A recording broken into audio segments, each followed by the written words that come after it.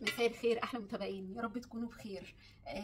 الفيديو النهارده هنخش كده على طول على الفيديو النهارده هو مختلف كده. بدأنا بقى ننوع في قناتنا شويه، وبدأنا نجيب بقى طبعا يعني عايزه اعرفكم كل حاجه نعملها ازاي ومهمه ازاي ونقدر نعمل ايه بالظبط. احنا النهارده نزلنا السوق. طبعا انا جالي ذعر، بجد بجد جالي ذعر من الاسعار اللي انا شفتها، اللي انا سمعتها. الحاجه يعني عايزه اقول لكم الاسبوع اللي فات مثلا جبت الطماطم جايباها ب6 وب7، لقيتها ب10، وبيقول الاسبوع الجاي هتبقى ب15، وعلى رمضان هتبقى ب25. البسله ب30 كنت جايباها ب25، بقت ب30. كنت جايباها من كام يوم بقت ب30. بيقول لي برده على رمضان هتبقى ب50 البسله. فعايزه اقول لكم يا رب بجد يرحمنا من الاسعار دي ومن الغلا ده. بجد حاجه انا ولا جبت فراخ ولا جبت لحمه، انا جبت شويه خضار وشويه سوبر ماركت، حاجات للبيت، حاجات بسيطه جدا. و في الاخر الواحد صرف مبلغ اللي هو يعني احنا كنا بنصرفه في شهر، بتصرفيه دلوقتي بتنزلي تصرفيه في يوم. ايه اللي حاصل؟ الدنيا حاصل فيها ايه؟ التجار فيها ايه؟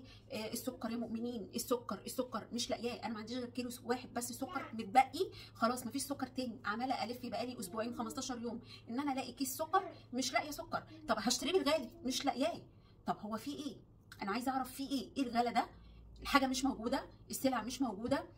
عايزه اوريكم شويه حاجات يعني. يا رب يعني ربنا بجد يرحمنا ويتولينا. زي ما قلت لكم الواحده ب20 جنيه لنوعا ما. قلنا نفرزهم ونحطهم في الديب فريز عشان رمضان بقى. كل سنه وانتم طيبين، بيتعدى عليكم بالخير يا رب، عشان يسهل علينا الدنيا والدنيا تبقى سهله كده معانا. ومن ادي كده دي التالتة. طبعا ما نسيبش نفسنا بقى ان احنا نعمل شويه كرنب برضه. ناخد كده ايه حله صغيره انا والاولاد. جبت طبعا ايه الخضره دول كان ب 12 جنيه.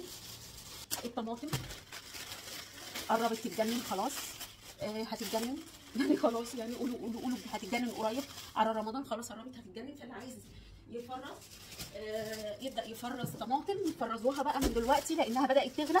وبيقول لي على الاسبوع الجاي هتبدا على 12 و15 واسعار كده. قال لي انتوا اول مره هتسمعوها لان رمضان داخل. ب 30. لا ده بسله. جبت 5 كيلو بسله. نشوف بس الكاميرا. جبت 5 كيلو، جبت 5 كيلو بسله. نبعد شويه عشان يبان. وهنا البسله جبتها كده ب30. الطماطم ب10 الكيلو. جبت 8 كيلو عشان يصلصوا مع بعض. وده نص ليمون الكيلو ب28. النص ب14 الليمون. جبت ربع فلفل، قلت بس ايه للسلطات وكده. وبصل، البصل ب20 طبعا الجديد، ما لقيتش طبعا القديم خالص. جبت الجزر طبعا عشان نفرز مع بعض البسله والجزر. ده نص فلفل. الفلفل الكيلو ب10 اللي هو الحامي الحار. جبت نص كيلو ب10. والجزر ب10. جبت 2 كيلو برضو عشان نفرزهم مع بعض برضو في فيديو تفريز لوحده مع البسله. ادي الخيار الكيلو ب20 جنيه الخيار. فالكوسه ب20 برضو. بجد احنا مش عارفين اصلا الفنجان. نروح نلف الناحيه الثانيه. الفنجان قلنا نعمل محشي برضو بالشكل، نعمله برضو مع بعض. البتنجان البتنجان ب16. المكرونه نحط كده طبعا المكرونه. الكيلو ب28 المكرونه. والشعريه برضو نفس الكلام. الزيت كان عليه عرض حلو قوي. جبت اللي هو ده تقريبا 700 جرام. ال 700 جرام عامل في العرض داخل العرض 41 جنيه. جبت حوالي 5 ازايز. دي برضو كانت في العرض في حدود 18 جنيه تقريبا يعني لو انا متذكره.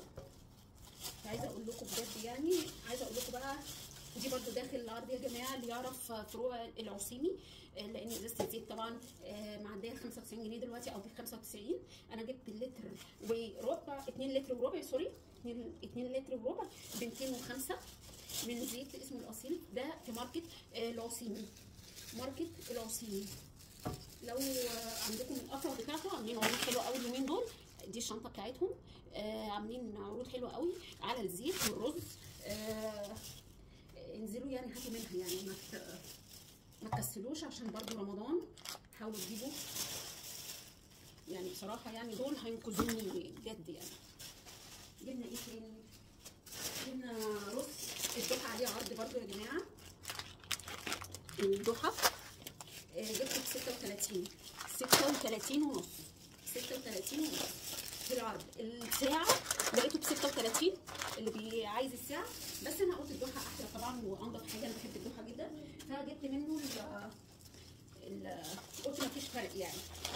ودي برضو مكرونات، تشكيل بقى، تشكيل مكرونات بقى. وجبنا ايه تاني؟ الدقيق. والله في الفيديو الدقيق اللي لما انتوا اعترضتوا على دقيق، والله كنت جايباه ب 18 ونص، 18 ونص. تعالوا هنا بقى بصوا لي. جبته ب 18 ونص، تمام. كنت جايباه ب 18 ونص، وكل الناس يعني قاعده تقول لي ازاي ده ب 30، ده ازاي جبتيه كده. كان في عرض في العصيمي برضو على فكره، بس اتنسف. لقيت دلوقتي بقى لما نزلت، طبعا الكلام دوت من حوالي اسبوعين 3، انا جايباه منه، كنت جايبه حوالي 3 كيلو او 4 كيلو، فخلصوا. فلقيت عرض على دقيق برضو في العصيمي على الضحى، جبته ب 28 جنيه، فبدل 33 جنيه او 34 حاجه زي كده. فجبت كيسين، قلت برضو ايه نحطهم في الثلاجه، لان لا غنى عنه في البيت الدقيق بصراحه. فلما لقيت عرض، اي نعم هو يعني ايه جنبي طبعا، انا بقارنه بال 18 اللي انا جبته، بس لا لما تجيبيه ب 28 جنيه بدل ما تجيبيه ب 34 جنيه، لان الدقيق انت كده كده بتستخدميه في البيت، فبيوفر عليكي جدا.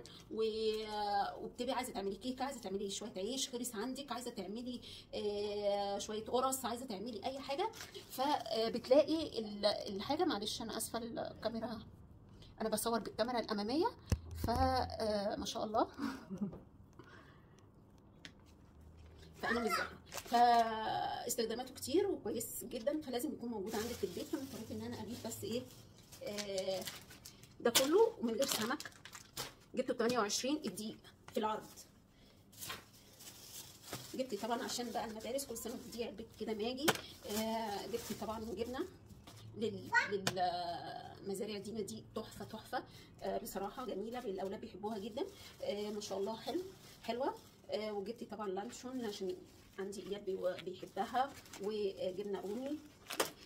يا رب يكون فيديو خفيف عليكم وعرفتوا تستفيدوا منه. والاسعار ودي الحاجه هستخدمها الفتره اللي جايه، بس طبعا مش هستخدم ال 8 كيلو طماطم، هصلصها وهنزل اجيب كمان تاني عليها عشان نكمل ان احنا نصلصها نفرزها مع بعض رمضان. والكرنب نفرزه برده مع بعض، الفيديو مع بعض هقول لكم على طريقه كرنب تفريز هايله جدا وجميله جدا، وسهل، هيبقى سهل معاكي في رمضان بقى، وتحطيه في الديب فريز، لان خلاص قرب، خلاص كل حاجه قربت، خلاص اللي هتمشي وهتغلى، يعني هو ايه اللي قاعد شويه هيغلى، فاهميني ازاي؟ وهنفرز مع بعض برده البسله والجزر، دول اكتر مع الصلصه طبعا، دول اكتر تفريزات مهمه جدا لكل بيت، واكتر استخدامات بنستخدمها. دي الحاجات المهمه جدا. مش هحب انهي معاكم كده الفيديو، واشوفكم كده في فيديو جديد في تفريزات بقى جديده مع بعض، وباي باي.